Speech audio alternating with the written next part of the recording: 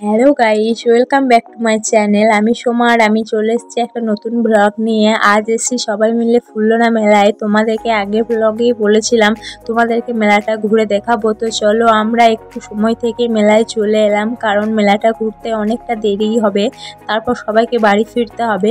আর মেলাতে ঢুকেই প্রথমে আমার চোখে পড়লো কটন ক্যান্ডি, আর একটা নিয়েও নিলাম। আমার খেতে খুব একটা ভালো লাগে না, তাও নিলাম।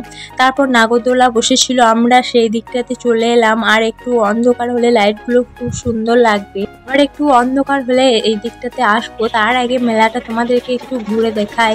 তো আমরা ফাইনালি মেলার ভিতরে ঢুকে পড়েছি। এবার আমরা আবার যাব নাগরদোলার ওই দিকটায়। তো আমার বন্ধুরা সবাই এই তোড়ায় উঠেছিল, আমাকে উঠতে বলছিল, কিন্তু আমার নাগরদোলা তোড়া ব্রেক ড্যান্স এসবে খুব ভয় করে। আমরা খেয়ে নিলাম মোগলাই, মোমো, আইসক্রিম। মেলাতে আসবো আর ফুচকা খাবো না তাই কি হয়, তাই খেয়ে নিলাম ফুচকা। এবার আমাদেরকে বাড়ি ফিরে যেতে হবে, অনেকটা রাত হয়ে গেছে।